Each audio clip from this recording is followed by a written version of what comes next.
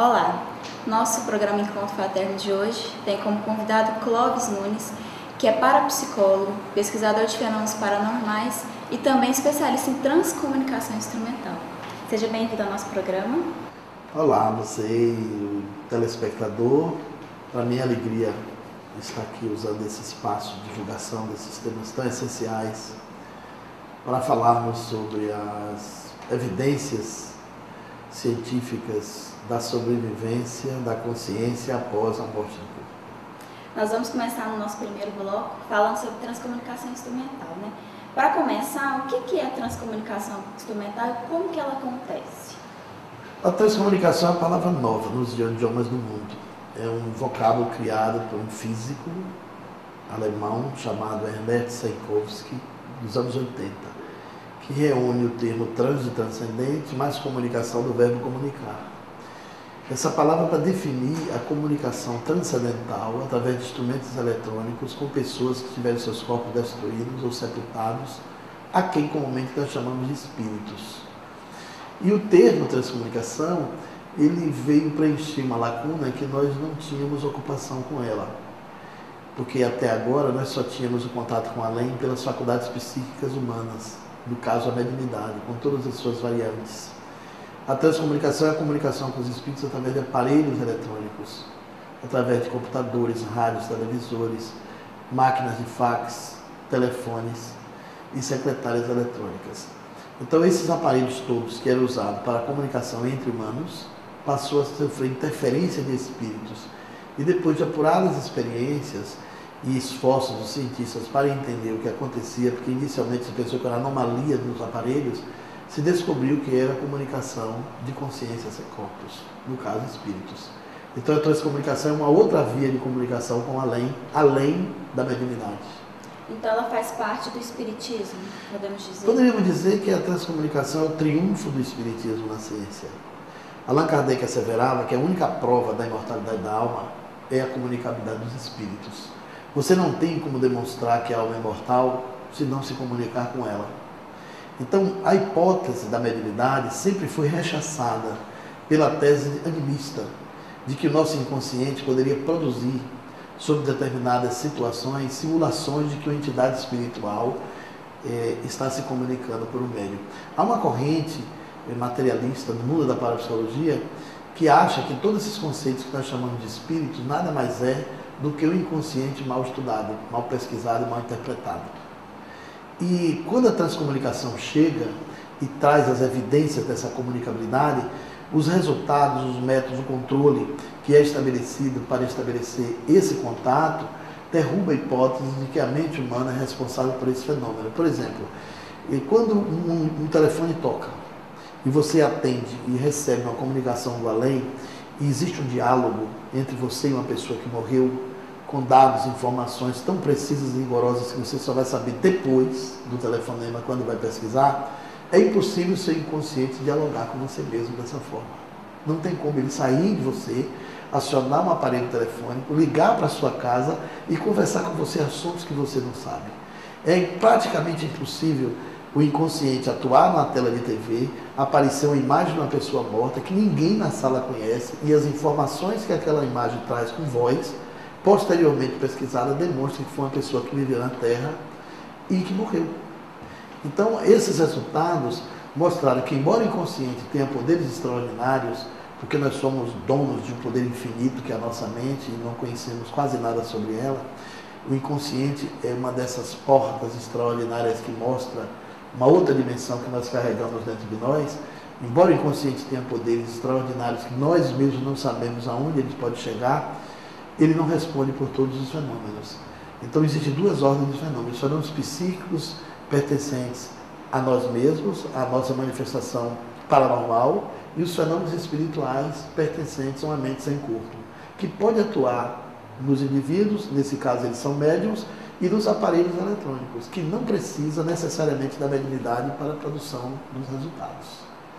Os espíritos atuam no campo magnético dos aparelhos eletrônicos. Hoje, televisores, rádios, computadores, gravadores, telefones, eles são instrumentos de comunicação espiritual sem a necessidade exclusiva de um médium. e a ciência já afirma como um fenômeno real? Poderíamos dizer que dentro da ciência o além foi descoberto. Contudo, isso demora um pouco para vencer a barreira do cepticismo que se insurgiu dentro do seio da ciência oficial. Da mesma forma que quando Galileu Galilei descobriu que a Terra girava em torno do Sol, levou 500 anos para a humanidade admitir, e hoje é comum, é corriqueiro, mas no seu tempo foi muito difícil, passou 250 anos para sair do preconceito, para começar a ser um entendimento. E por 500 anos depois se firmou como uma ideia real e verdadeira. Hoje é ridículo você não acreditar que a Terra gira em torno do Sol. Mas antes de Galileu, ridículo acreditar no contrário. Então, o tempo hoje não tem mais toda uma dificuldade de aceitar uma ideia como no passado.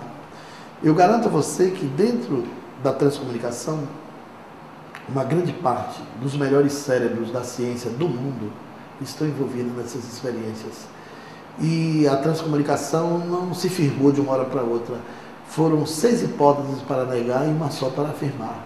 A transcomunicação venceu as 6 hipóteses negativas e se sustentou como evidência real de que a morte não nos mata, de que a nossa inteligência, a nossa personalidade, o nosso caráter sobrevive à dissolução cadavérica do corpo.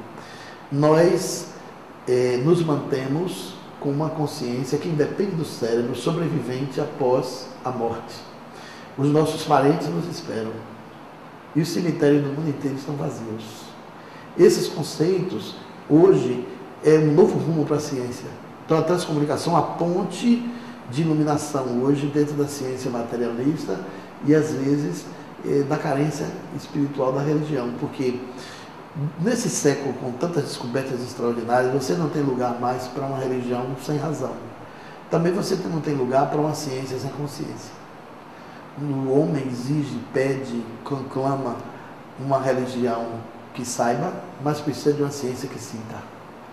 A transcomunicação pode ser essa ponte de espiritualização do mundo. O que talvez se pensou que fosse feito pela religião, se consiga mais rápido pela ciência. Porque na hora que o espírito for demonstrado como elemento da natureza, ele passa a ser um objeto de pesquisa da ciência oficial. Quando isso acontecer, nós sofreremos a maior revolução de todos os tempos. Porque é uma mudança completa de conceitos e paradigmas. Os diversos setores do conhecimento humano serão convocados para admitir que somos dois, corpo e espírito. Que já é uma suposição, mas não tínhamos como demonstrar. Então, os resultados hoje são proeminentes. Vozes de pessoas bastante mortas estão gravadas em CDs, em fitas, imagens de pessoas que ninguém imaginou que seria possível, nunca foram filmadas na Terra, aparecem depois de mortas e deixam ali impressionadas para sempre a sua comunicação. Então, resultados extraordinários. Na cidade da Inglaterra, chamado School, hoje tem um grupo de maior resultado, são mais de 580 casos, todos eles metodologicamente estudados, um volume imenso de cientistas participando, entre eles o Prêmio Nobel de Biologia, Rupert Sheldrake, 4 engenheiros da NASA, não estão lá pela NASA, mas são funcionários da NASA que participam desse grupo de transcomunicação. Um outro físico muito conceituado na Europa, o Dr. David Fontana, que foi presidente da Society of Realization, a Sociedade de Pesquisas Psíquicas de Londres. Ele era um materialista muito empenhado em negar a hipótese do espírito. Hoje ele é membro do grupo e mudou sua hipótese completamente. Os resultados são todos controlados. Também tem os resultados de Luxemburgo, com material maravilhoso, mais de 700 casos também, todos documentados. Na cidade de Mönchengladbach, Hans-Otto Koenig, com resultados extraordinários. É que termos do passado da transcomunicação, como o Spiricon, que era dos americanos, que era um rádio para fazer contato, e o Vidicon, que eram os contatos pela TV, isso tudo hoje é sucata. Nem se fala mais esses termos. Hoje, na transcomunicação, a evocação para definir os conceitos são transvídeos, transtextos ou transimagens. Então, as vozes paranormais também, pelos telefones, são mais de 3.500 chamadas, gravadas e registradas e documentadas. Tem comunicações de mais de 30 minutos, de filhos para os pais, de amigos para amigos. E também nos computadores, os textos chegam até a 400 palavras. Então, são muitos resultados, uma casuística bastante ostensiva, que não dá para negar que o espírito existe. Então, dentro da ciência, o além foi descoberto. E aí, para a gente mostrar, né, o seu livro, para quem tem interesse, né, de conhecer sobre o tema, né? Transcomunicação, comunicação tecnológicas com o mundo dos mortos. O livro passou de 100 mil exemplares, é uma alegria muito grande, porque ele circula muito fora do meio espírita também. E é um livro que faz um romance dessa pesquisa no mundo todo. Aí é um livro ilustrado com mais de 90 fotografias, boa parte delas são de pessoas que morreram e voltaram pelas telas da TV, dos computadores, e um panorama dessas pesquisas ao longo dos 60 anos de investigação científica. A gente vai para um breve intervalo e voltamos já.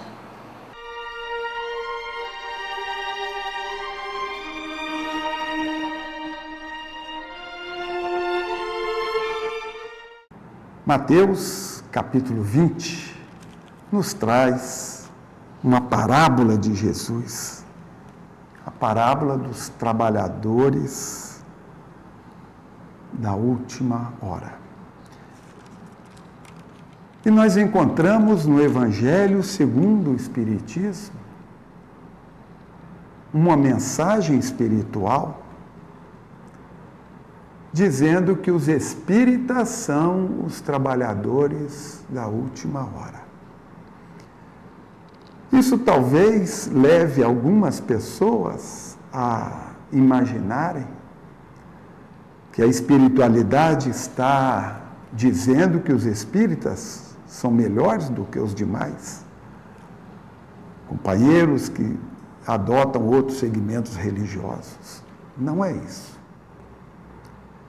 Está apenas dizendo que aquilo que a doutrina espírita traz,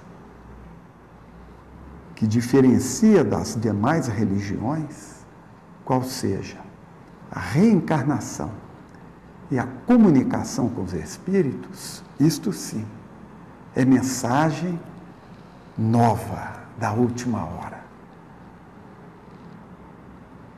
Não existe pela espiritualidade qualquer intenção de excluir quem quer que seja. Nós espíritas abraçamos os nossos queridos, prezados e estimados irmãos evangélicos, católicos ou adotantes de outras práticas religiosas, Jorei, Seixonoye, qualquer uma. Todas levam ao bem. Apenas que, neste capítulo 20, ao se falar dos trabalhadores da última hora, diz aqueles que chegaram por último. Sim, a doutrina espírita chegou por último, depois das demais religiões.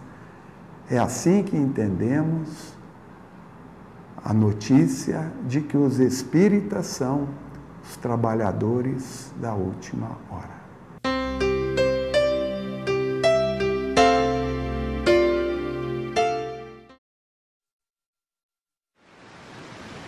Me ama ainda?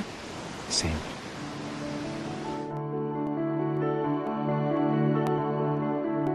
Faz tempo que ela morreu? 2 anos. E se eu ainda sinto saudades da mamãe, é porque ela ainda existe, em algum lugar. É um livro escrito no século XIX, cheio de vozes e letras dos espíritos. Milhões de pessoas já leram esse livro em busca de respostas. Como é esse lugar para onde a senhora vai? À procura de paz. Você já parou para pensar quando tudo isso pode ter começado? Seja bem-vindo, meu amigo. Quero justiça. Já acabei com ela. Agora eu quero ele. Você vai conhecer a verdade, ela vai te libertar. Alguns livros podem mudar uma vida. Outros, o que vem depois dela. Fica bem, doutor. Você pode ser muito útil aqui para nós.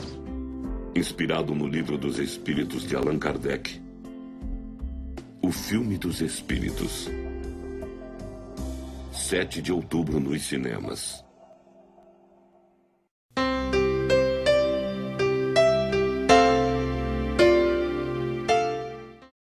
Olá, nós estamos estamos de volta com o nosso programa Encontro Fraterno, hoje com o Clóvis Nunes, que vai falar sobre Amor e Paz. Ele falou no primeiro bloco sobre transcomunicação instrumental, mas vai falar nesse bloco sobre Amor e Paz, que ele é coordenador. Clóvis, o que é Amor e Paz? A ONG, né? Amor e Paz. O Amor e Paz é um movimento de aproximação humana que tem a finalidade de construir e organizar a paz.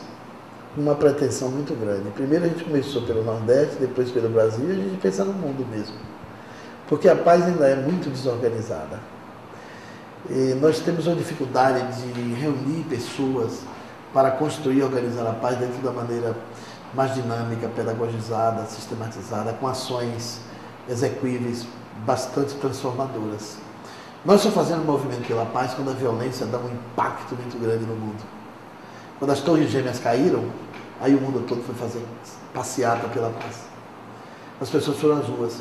Mas aquilo não foi pela paz, foi contra a violência. Tanto é que fica como um fogo de artifício, é bonito, mas dura pouco. Então, na hora que a violência cessa, acaba. E a paz tem que ser uma construção contínua, porque a paz é um tema sem potência no mundo. Hoje, 20 anos depois do nosso movimento, nós já nos encontramos com muitos outros grupos que fazem trabalhos pela paz. E a gente acredita que esses grupos são como ilhas, que estão separadas. A nossa ideia é juntar todo mundo para sermos um grande rio. Uma força de construção de paz que se levanta para o Brasil e para o mundo. Então nós começamos pequeno e escrevemos um projeto para que essa ONG cumprisse esse projeto. Na verdade, o projeto chama-se Paz pela Paz e Não Violência. O termo Paz pela Paz é um termo propositado, porque o movimento nasceu para não ser contra. Ele é um movimento combativo, não é um movimento de enfrentamento, ele é um movimento de construção. Porque toda vez que você se torna contra e enfrenta, você se torna combativo e, consequentemente, você se torna violento. E a nossa ideia era construir a paz dentro de outro nível de realidade. E a percepção básica era seguir os conceitos do Mahatma Gandhi, a não violência ativa e uma produção contínua de ações que neutralizasse a violência na sua nascente. Porque as campanhas contra a violência percebem a violência na porta de saída, no mundo de efeito. A nossa ideia é que a gente trabalhasse pela paz e alcançasse a violência na porta de entrada, no mundo da causa, na prevenção, lá na nascente, na origem da violência. Porque quando o combate à violência chega, ele é tardio, a violência está instalada. O combate é apenas sintomatológico. O combate não resolve a violência e nem constrói a paz. Então o movimento nasceu com essa lucidez. Então paz pela paz era como se fosse a paz por ela própria, por ela mesma, era uma vocação forte da ideia. E aí nós escrevemos o projeto com 21 ações práticas em favor da paz. Essas 21 ações têm como finalidade inserir na sociedade a cultura de paz, porque nós todos somos motivados, condicionados pela cultura de violência, que é a tônica que move o mundo. Aí o mundo doente de violências precisa de cuidado para ter uma saúde pacífica. E aí não tinha um movimento, na nossa percepção, que cuidasse disso, que não fosse uma coisa pontual nem isolada. Então nós pensamos a paz em 3 segmentos: paz social, paz ambiental e paz interior. As 21 ações contemplam a paz nesses 3 segmentos que se integram.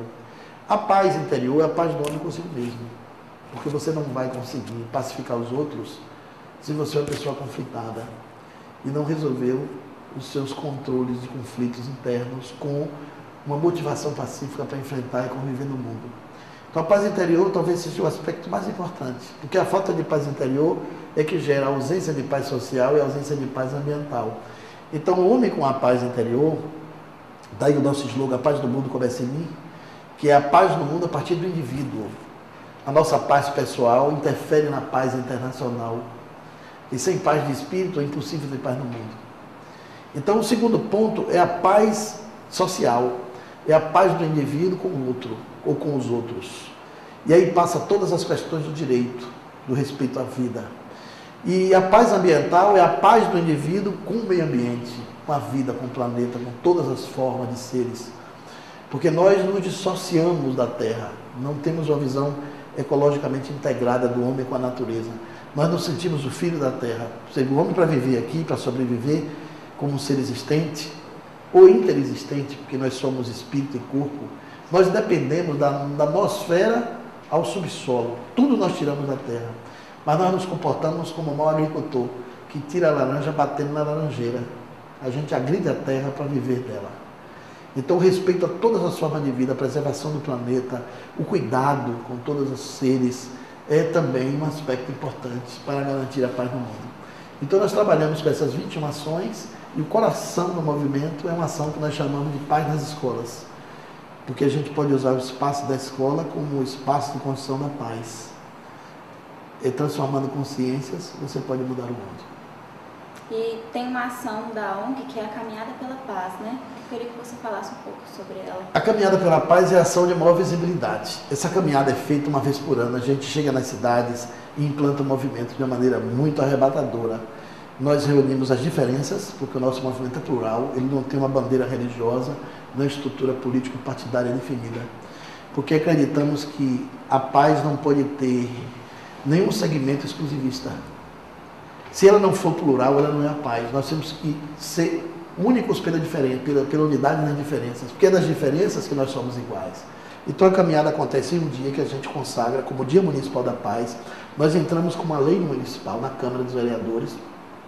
Aquele domingo é um domingo que se escolhe para não concorrer com festejos populares, para não concorrer com outras festas de grande porte, porque a tendência da caminhada é ser um grande evento. Ele traz muita gente. Você vê, a nossa caminhada em Feira de Santana começou com 1.000 pessoas. Hoje o nosso público é mais de 100.000 pessoas. A última deu 120.000 pessoas. Então nós paramos a Avenida Getúlio Vargas, 2 pistas enormes. Tem caminhadas que nós começamos, por exemplo, no Ceará e Fortaleza. A primeira deu 60.000 pessoas. Em Teresina deu 40.000 pessoas. Tem cidades como Ponte Nova. A cidade tem 80.000 pessoas. A caminhada dá 40.000. Então metade da cidade está na rua. Se você tirar os velhos, as crianças, as pessoas doentes, você tem quase todo mundo na avenida. Então a caminhada, ela é um momento de reflexão, para você colocar a paz como ordem do dia, você pensar que aquilo é uma coisa permanente, tem que ser feita. A gente para o Brasil 4 dias para o carnaval. E paramos às vezes uma semana para os festejos juninos. Paramos do Natal ao Ano Novo, para as festas de mudança de ano e de celebração. Porque a gente não pode parar as cidades um dia para celebrar a paz. Essa é a ideia. E na caminhada também a gente implanta a Semana da Cultura de Paz nas escolas e os estudantes vão para a rua. A caminhada é motivo de redação escolar. Os estudantes levam como dever de casa, ele leva a família. Na segunda-feira ele faz a redação, expressa o sentimento que sentiu, quanto caminhou e leva a ponto. Uma das ações da ONG Move Paz, né, é a campanha pelo desarmamento, né? Então eu queria que você falasse um pouco sobre isso. Angélica, esse é um assunto importantíssimo. Poucas pessoas sabem, mas o Brasil, em números absolutos, é o campeão mundial por assassinato em arma de fogo. Nós somos o país que mais mata pessoas com armas pequenas e ligeiras, que é a denominação científica para as armas que você carrega no seu corpo, pistolas e revólveres. Nós também somos o 3º maior produtor de armas do mundo. Aqui nós temos a Taurus, a Roça, a Embel, a CBC, grandes fábricas que produzem armas e munições. O Brasil produz revólveres, metralhadoras, nós produzimos fuzis, produzimos granadas, produzimos bombas e aviões de guerra. É um lado ruim do Brasil. Exportamos isso para o mundo inteiro. Até alguns anos atrás nós exportávamos para guerrilhas. O Brasil já fabricou minas que matam pessoas diariamente no Oriente Médio. As minas foram descontinuadas, proibidas pela ONU. O Brasil fabricou até a última hora.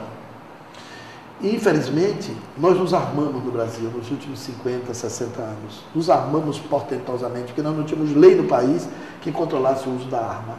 Então, nos últimos 50 anos, o Brasil conviveu e convive hoje com um volume de 16 milhões de armas que circulam no seio da sociedade. 2 milhões dessas armas estão na mão de todas as polícias e 14 milhões estão na mão da sociedade. Nos países armados, a média de arma na mão da sociedade é 40% e na mão das polícias 60%. No Brasil você tem 10% de arma na mão das polícias e 90% de arma na mão do povo. Então nós matamos um brasileiro a cada 15 minutos. 95 brasileiros por dia, e uma média de 36 a 40 mil brasileiros por ano. No ano de 2005, nós matamos 53 mil pessoas nesse país. A ONU nos deu um título que nos envergonha, campeão mundial por assassinato em arma de fogo. Então, a única esperança para descontinuar isso, campanha do desarmamento. Nós começamos o desarmamento em 1996, quando ninguém falava nisso no Brasil. nós armamos uma barraquinha na frente da prefeitura de Feira de Santana e fomos fazer a primeira coleta de entrega voluntária de armas. Não existia indenização. Naquela época, nós descemos para Brasília para pedir ao ministro da Defesa autorização para o Exército botar essa barraca na rua. O ministro da Defesa era, na época, o Renan Calheiros.